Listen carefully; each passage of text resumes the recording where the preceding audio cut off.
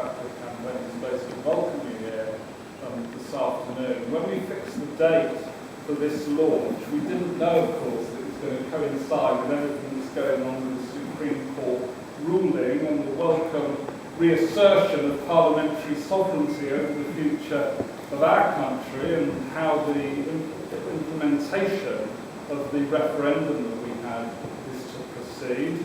But it's just worth recalling, when it came to the future of Britain in the EU, we had a referendum and the people had a voice, just as we gave a voice to the people of Scotland to decide their own future within the United Kingdom. So in a way, it's particularly appropriate that we're doing this today, because of course we're here on behalf of people who have forever been denied so far their rights to self-determination, the people of West Papua, who ever since the awful historic Act of No Free Choice, as I call it, in 1969, have been denied that most fundamental right, which should be the right of everybody on our planet, the right to self-determination. And it's fantastic that the campaign is continuing, is gathering momentum, and that we have this wonderful initiative of the petition and the declaration, which we want to go round the world for presentation to the international community. So I'm really pleased to welcome you all here today, and we've got a number of apologies, actually a list too long to read out absolutely everybody, but I should mark the apologies of Caroline Lucas MP, Alan Whitehead MP, Molly Scott Cato MEP, Jeremy Corbyn, of course, leader of the Labour Party, Baroness Jones of North, her apologies to all members of the United Liberation Movement for West Papua, the Catherine Della Hunting, leader of the Greens in New Zealand, representatives of the Vanuatu and Solomon Island governments, Noam Chomsky, and many others, including members of the International Lawyers for West Papua, who've done such fantastic work across the years, underlining the very strong, indeed compelling legal case which there is for proper rights of self-determination in West Papua. That Act of No Free Choice was a stain on the record of the United Nations, it was a stain on the record of the international community, it's a stain on democracy everywhere, and it will only be put right when the people of West Papua are able to exercise their rights to self-determination. I've always made clear, it's not up to me to determine the future of the West Papuan people, it's not up to this Parliament or other parliaments around the world. That sacred right belongs to the West Papuan people themselves, and we're going to keep on campaigning until that right is capable of being fulfilled. So, in the words of the hashtags, back the swim and let West Papua vote. And with those words, it's with great pleasure that I introduce Benny Wenda, who you all know. Benny Wenda no longer simply speaking with campaigners, but talking with presidents, parliaments and people. We're winning, Benny, over to you. Thank you very much. Firstly, greeting everybody. Before I start, I would like to greet you in my language with the traditional greeting. Wa, wa, wa, wa, wa. Today is a very historical meeting in United Kingdom Parliament, launching the swim for West Papua and the global petition for an international supervised vote. It was in this very building that we launching the Westminster Declaration for the International Supervised Vote on the 3rd of May 2016. Now I'm happy to announce that today we will follow this up with a global petition in support of it. We, the people of West Papua, have been fighting for our self-determination and independence for the last 50 years alone, without any media attention. This win for West Papua is an exciting new way of attracting the attention for this global petition for an international supervised vote for West Papua, raising awareness with this 69-kilometer swim in the first of its kind ever in the history of any independence struggle. Today, the people of West Papua are demonstrating in their thousands to support this very meeting. From the street to the jungle and even in prison. I would like now to introduce the Swim for West Papua team of 2017. To you, the swimming, I gave the spirit of the people of West Papua. I give you, my people, blessing to carry our voice, our cry for freedom, across the water to the United Nations to right the wrong of history and set West Papua free. Now that we, the people of West Papua, are with you all the way.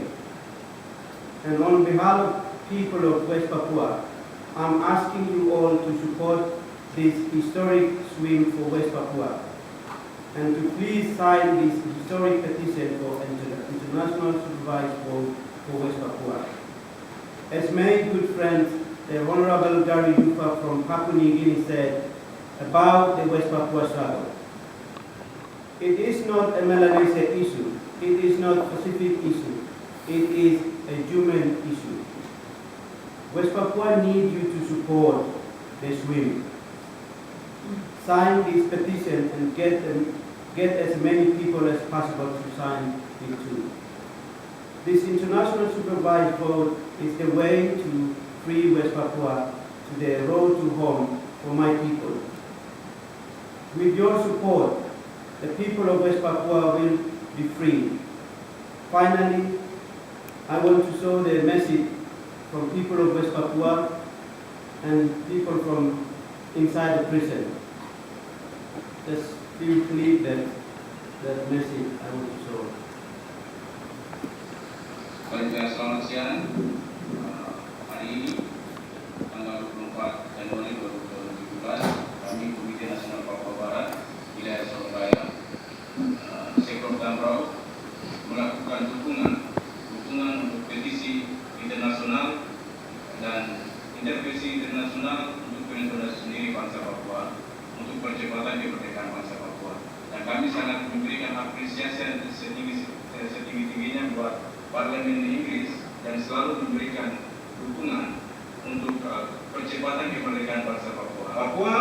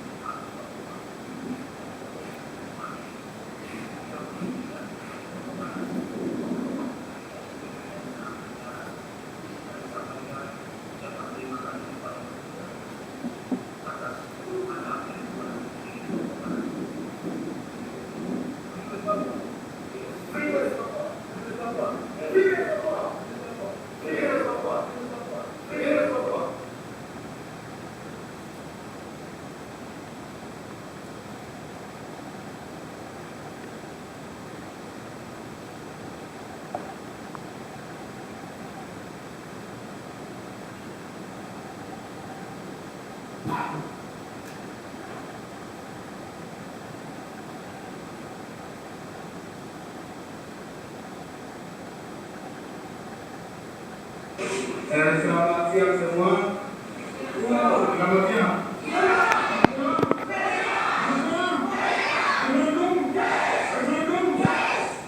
Kami lakukan kegiatan petisi di program petisi melalui organisasi government. Itu kami menyampaikan terima kasih banyak. Kami rakyat Papua Barat mau minta merdeka penuh. Giving a shout out for the 2017 International Petition to be held tomorrow in London.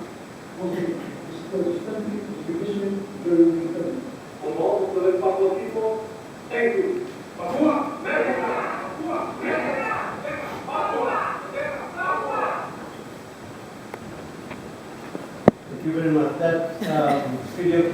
straight from prison. He's a Stephanie Light currently now.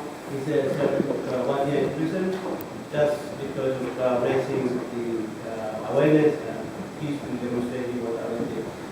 There is no mercy coming the way. So now I hand over to the swimming. Thank you very much, Danny. And I'm going to start by introducing the Swim for West Papua launch video, so I'm going to send you right back to the screen again.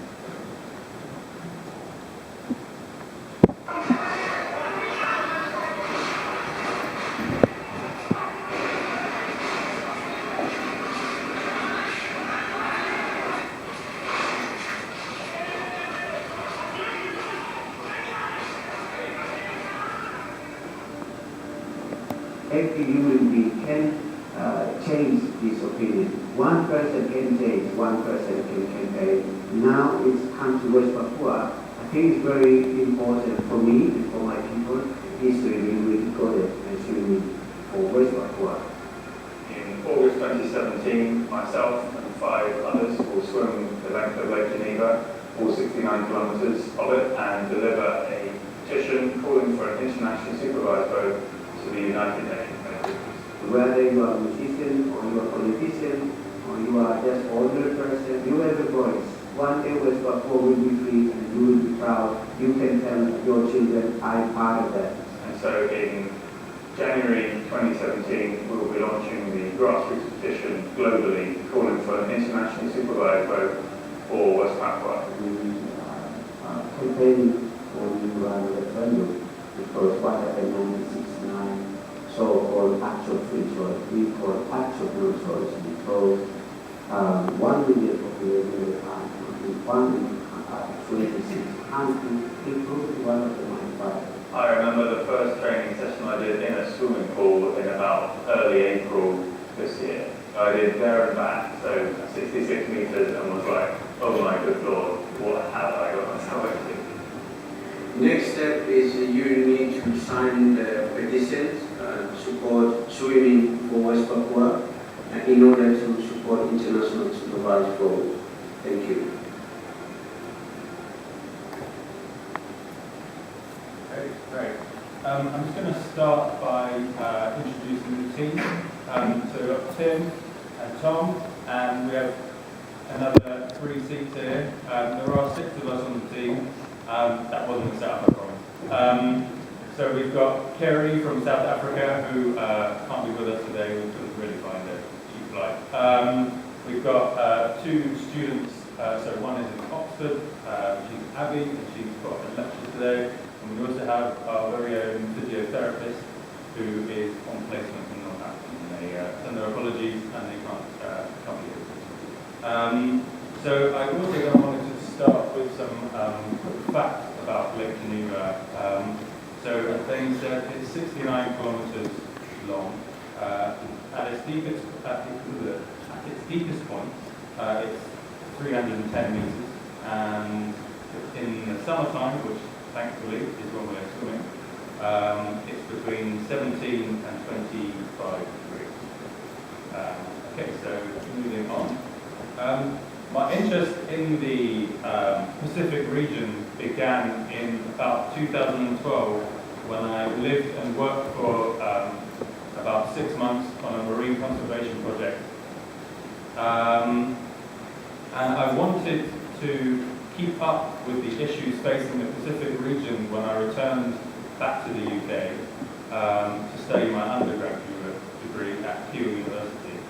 It was then that I became aware of the ongoing crisis in West Papua.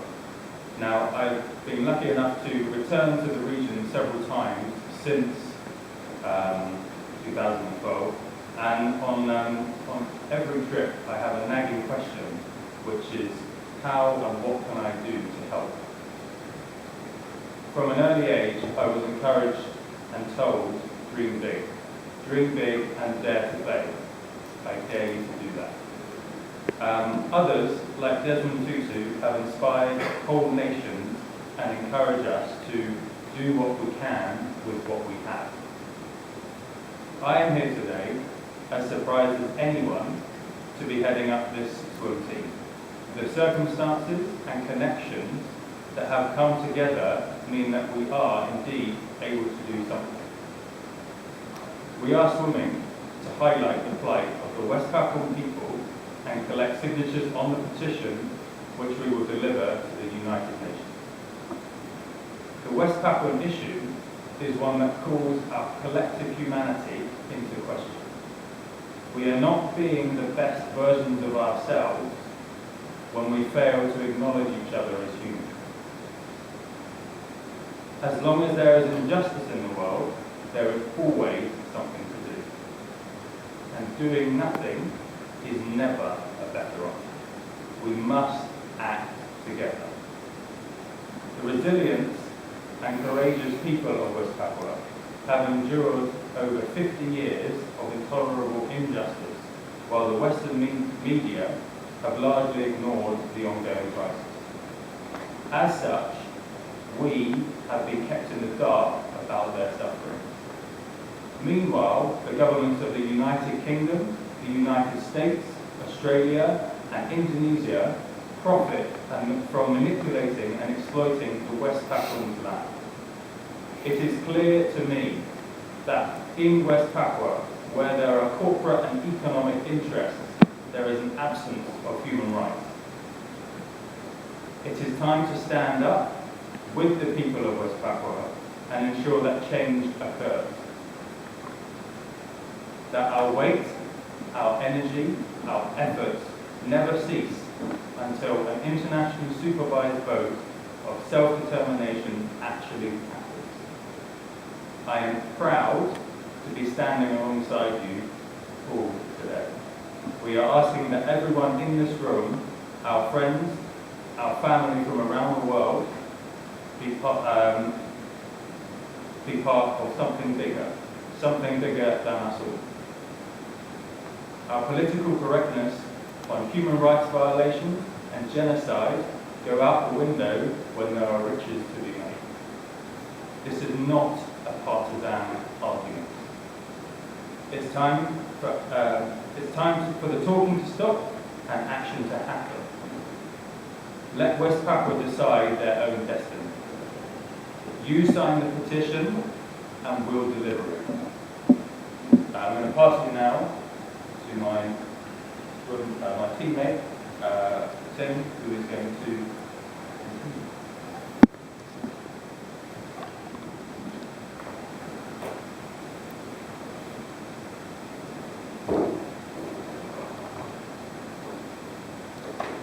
Thank you. On May the 3rd, 2016, there was the historical announcement of the Westminster Declaration for an international supervised vote for West Papua. This declaration is a statement of key principles for the self-determination of West Papua. It includes condemnation of human rights abuses, recognition that the act of free choice was farcical, that the Papuan people are at risk of extinction, and that all signatories call for this internationally supervised vote. Thus far, it has been signed by representatives of the governments of the Solomon Islands, Guyana, Vanuatu, and Tonga, as well as parliamentary representatives from the UK, Australia, Holland, and Belgium. Shortly, it will also be signed by parliamentarians from New Zealand. A grassroots show of support for the principles of this declaration is vital to bolster these high-level diplomatic efforts and to demonstrate the wishes of the international community to the United Nations. This is why we have partnered up with the Free West Papua Campaigns to launch this petition calling for an internationally supervised vote for West Papua. But what are the current concerns facing the West Papuans in 2017? The repression of peaceful political opinion, Indonesian refusal to discuss West Papua with regional leaders, the violation of human rights. According to recent data, 2014 until July of last year, over 4,000 West Papuans were arrested. All of these arrests were for non-violent actions, such as handing out leaflets, public oration, displaying banners, and participating in public demonstrations. Another concern: Indonesia's failure to address these human rights abuses in West Papua. Last April, the Indonesian government announced that it would seek accountability for 11 past human rights cases in Papua. And yet, despite this, the Indonesian government has so far not produced any reports or made any prosecutions. Instead, they have appointed General Oronto as their coordinating minister for political, legal and security affairs, a man wanted for crimes against humanity. These unpalatable facts and figures are not easy to stomach, but they are the reason we are all here now. Sign the petition. Thank you very much indeed. Thank you very much, Andrew. Good afternoon, everybody. I apologise for being late. First of all, I'd really like to commend the swim team both for the depth of your convictions and for your willingness to swim such a long way in response to them. I don't know if anybody's tried to swim even 1 kilometre, but 69 kilometres in Lake Geneva, I think it's mind-boggling. I think really we hugely admire what you're doing. And of course, not just for an end in itself, but it is for the end which we've just heard about so movingly. It is very remarkable that the way that the situation in West Papua has gradually climbed up the international agenda, really largely almost entirely through the efforts of Wenda. It's so encouraging the way it is gradually becoming more noticeable, and people around the world are becoming aware of the terrible abuse of human rights there and the fundamental injustice which lies at the heart of it. And so I'm simply going to read out this petition and ask you to sign it. But before I do so, I have a message for us from Desmond Tutu. He says, the violence of human rights abuses perpetrated on the people of West Papua over the last 50 years have received little immediate attention in the West. I commend the team of swimmers preparing to swim along Lake Geneva to raise awareness of West Papua's plight. We may live in different regions of the world, but we are one family. Back the swim, let West Papua vote. That's Desmond Tutu. So I'm sure we're right and thank him for his support. And the actual words of the petition, which I'm now going to read out to you, are: to the Secretary General of the United Nations, Antonio Guterres, as concerned citizens from around the world, we call on you urgently to address the human rights situation in West Papua and to review the UN's involvement in the administration of West Papua that led to its unlawful annexation by Indonesia and the human rights abuse that continues today. We call upon you to, 1, appoint a special representative to investigate the human rights situation in West Papua, and 2, put West Papua back on the Decolonization Committee agenda and ensure their right to self-determination, denied them in 1969, is respected by holding an internationally supervised vote in accordance with UN General Assembly Resolutions 1514 and 1541, in brackets 15. I think that's a very powerful statement, and obviously all of us here are going to sign it, and it's going to go around the world, and we ask people around the world as well to back it fully. Thank you very much, Richard. Now, I think we're going to start signing now, and one's going to go that way and one's going to go this way. And then in a minute I'll introduce Peter Tatchell, and you're all going to do something on your phones. So let me just do this. Great pleasure that I sign this.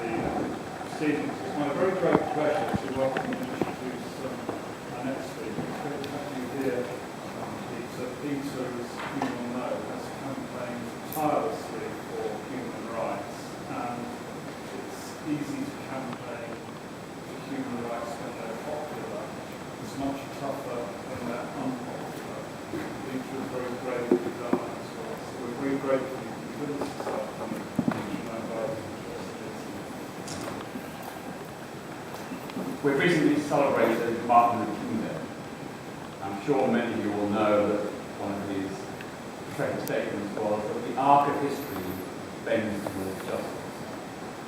In other words, it may not be a straight line from injustice to justice, but that is the trend of history. And certainly for the people of West Papua, the arc has taken a long time to bend, but it will. That victory will come. And I'd like to reiterate what others have said in paying tribute to the resilience and determination of the people of West Papua, who through so many decades have often stood almost alone against Indonesian annexation and occupation. In 1977, I went to Papua New Guinea, the new statesman, to try and write a story about what was happening in West Papua. Supported by my colleague, the Australian journalist and author Nomi Sharp, who wrote one of the first pioneering books about the West Papuan struggle in the 1970s. We had to go undercover, because in those days, the Papua New Guinea government and the Australian government security services who operated in Papua New Guinea consciously sought to stop any journalists or human rights defenders meeting refugees from West Papua.